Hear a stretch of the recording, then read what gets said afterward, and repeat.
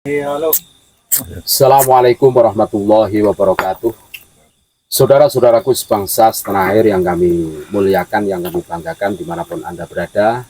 Alhamdulillah pada kesempatan kali ini kami berjumpa dengan Gus Mar KPN Nusantara dan Gus Musoludin. Bagaimana kabarnya Gus? Alhamdulillah. Alhamdulillah. Ini masih semangat ya walaupun berpuasa. Harus Semangat, lebih semangat. Lebih ekstra. Ini mumpung bertemu dengan beliau-beliau, ini berbicara ngobrol-ngobrol ringan lah tentang kasus Pak Alwi. Ini kan sudah lama, setahun lebih ya Gus ya, kasus Pak Alwi. Ini menurut pandangan Gus Muson dan Gus Mar ini gimana tentang follow up ke depan biar cepat selesai lah. Intinya biar semuanya itu clear, karena selama ini kan bukti-bukti sudah ada, terus tesis juga sudah ada, terus dari bukti tes genetika DNA juga sudah ada. Ini bagaimana, silakan Gus, bagaimana tanggapannya, respon follow up tentang kasus Pak Alwi ke depan ini? Oke, kita tetap terus dan mengevaluasi progres dari beberapa sisi. Dan hal yang patut menggembirakan adanya tawaran dari dua kampus Bonafit kepada Kiai Haji Imaduddin Usman terkait dengan tesisnya untuk dinaikkan menjadi disertasi. Oh, ada ya? Ada, jadi itu sangat layak sekali untuk melanjutkan studi ke tingkat S3, karena tesisnya Kiai Haji Imaduddin Usman juga didukung temuan-temuan di bidang ilmu lain, terutama genologi terkait dengan DNA. Yang kedua, bahwa ada efek sosial dan politik, bahkan juga ekonomi, dengan munculnya tesis Kiai Haji Imaduddin Usman yang ini menarik untuk mempertajam menjadi variabel-variabel yang bisa mendukung tesis menjadi disertasi. Sangat layak sekali. Kalau sudah disertasi itu kan sudah relatif memiliki kredibilitas secara keilmuan, dan para aktivis itu sudah bisa menjadi bahan untuk mengajukan ke proses peradilan sebagai bukti kebenaran melawan atas klaim kelompok Ba'alawi dengan khususnya maktab daiminya.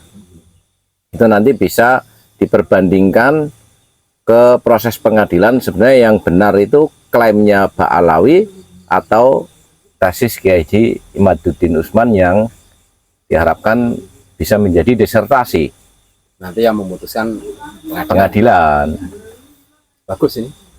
Terus Gus, Monggo. Gus Mar ini.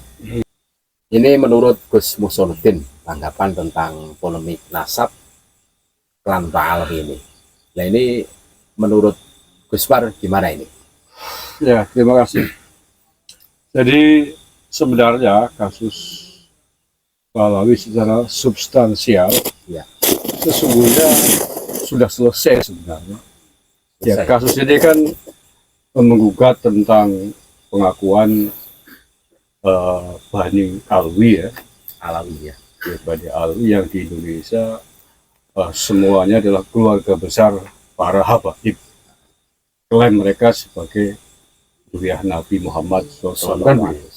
Dan klaim itu sudah terbantahkan secara substansial dari berbagai sisi, baik sisi catatan manuskrip kitab nasab yang dipandaikan oleh Kiai Imaduddin Usman Banten, kemudian sisi sejarah, sisi DNA, sesungguhnya sudah selesai. Dan sampai hari ini setahun berjalan, mereka para keluarga besar Bani Alwi dalam kurung para habaib belum bisa membantah, Masih diam, ia belum bisa membantah dan mungkin tidak bisa membantah atas fenomena-fenomena tersebut. Jadi hari ini menurut saya solusi harus melangkah kepada solusi berikutnya. Jadi para pentolan-pentolan yang aktif di kasus ini, Kiai Madudin Usman, Gus Abbas, Gus Suat Leres, Naat, ini kan aktivis ini kan kalau bisa kita kelompokkan ada beberapa kelompok yang berbeda secara wadah loh ya, dan dengan visi misi yang sama, yang tidak setuju para Habib ini adalah keturunan Nabi. Kan ada Naat, itu kan organisasi yang lebih paling tua mungkin dalam kasus ini. Ya ini Nakoba Ansab Al-Tisngah itu. Ada kemudian Gus Abbas mendirikan PWI Laskar Sabilillah ya, Perjuangan Wali Songo Indonesia. Kemudian ada Laskar Nusantaranya Gus Fuad. Isarif Rahmat Jakarta punya Padepokan Sunan Kalijaga dan lain-lain. Ini kan kelompok-kelompok wadah-wadah yang berbeda tapi punya visi misi yang sama. Nah, menurut saya sebenarnya kalau boleh saya menyarankan kepada beliau-beliau ini, gerakannya hari ini harusnya sudah pada tahap berikutnya, bahwa secara kajian nasab kan di mana-mana ya sudah di situ ya, tentang catatan nasab bahwa mereka bukan Bani Alawi, DNA-nya haplogrupnya G dan seterusnya, mutar-muternya itu. Makanya menurut saya hari ini para pentolan itu mestinya sudah melakukan gerakan yang secara substansial melangkah lebih maju ke depan. Ya ke depan. Ya. Contohnya misalkan lobby lah ya, lobby dari tingkat organisasi massa, ormas atau organisasi Islam terbesar di Indonesia kan Nahdlatul Ulama dan Muhammadiyah. Mestinya sekarang ini sudah pada level kayak Kimat dan beberapa tokoh tadi yang saya sebutkan di wadah-wadah yang berbeda. Setelah dibuka dulu ya, kasus ini dibuka dulu, dijadikan satu manuskrip, satu naskah besar lah, dari mulai catatan nasabnya mereka terputus yang berangkat dari tesisnya Kimat itu, kemudian catatan DNA, catatan penyimbangan sejarah, baik sejarah kedatangan mereka maupun ada banyak tokoh-tokoh ulama-ulama Nusantara berjuang kita yang dibelokkan ke Bani Alawi. Itu kan banyak kasusnya itu. Kumpulkan semua jadi satu, jadikan satu semacam kesimpulan tentang kasus ini ya, dari berbagai sisinya termasuk DNA. Nah itu dijadikan naskah tersendiri, disimpulkan, dirangkum, itu dibawa untuk melakukan lobby-lobby yang lebih strategis. Ya, misalkan dibawa ke pengambil kebijakan di semua levelnya lah, ke polisi misalkan, tapi sekedar atau memberikan informasi tentang temuan-temuan ini gitu loh. Ke levelnya pusat ya kepada tingkat Polri, ya. Kapolri, tingkat provinsi di Kapolda gitu. Kemudian di tingkat organisasi Islam ada NU Muhammadiyah ya, harusnya sudah level audiensi lah kepada PBNU, PWNU kan udah punya jaringan mereka organisasi di pusat ya, lobbynya ke PBNU, pengurus pusat Muhammadiyah. Bahwa dong, ini bahwa ada temuan ini saya punya naskah akademiknya begini, punya data begini, dalam konteks memberikan informasi awal dulu, sampaikan ke mereka tentang fenomena para Habib di Indonesia. Ya, karena fenomena para Habib di Indonesia kan besar sekali, nasional, dan mempengaruhi pandangan umat Islam, khususnya umat Nahdlatul Ulama, karena mereka eksis kan di lingkungan internal NU ini. Yang percaya juga NU. Makanya ini harus dibawa ke yang jadi korban juga NU. Iya, harus dibawa aktif, proaktif dulu loh. Proaktif dalam konteks memberikan informasi. Setelah itu nanti biar dipikirkan bersama bagaimana nih solusinya dengan fakta-fakta yang sudah dirangkum itu, ditemukan itu. Nanti kan menjadi PR di tingkatnya masing-masing, baik di tingkat PBNU, PWNU, yang kabupaten ya PCNU dan seterusnya. Masif itu, nanti setelah itu biar dipelajari oleh mereka, apakah benar apa enggak gitu. Makanya menurut saya untuk levelnya Kiai Madudin Usman, Gus Abbas dan seterusnya, ini sudah langkahnya harusnya sudah Ketemu presiden. Iya, sudah melakukan lobby-lobby dengan pihak-pihak terkait ketemu presiden, ketemu Kapolri, Panglima TNI, pengurus besar Nahdlatul Ulama, pengurus Muhammadiyah pusat, dan lembaga-lembaga terkait lain. Biar itu kemudian menjadi bahan masukan dan akan dibahas oleh mereka. Ini menarik sekali apa yang disampaikan oleh Gusmar KPN Nusantara dan Gus Musonudin. Kalau Gus Musonudin itu tesis dijadikan disertasi ya, Gus. disertasi.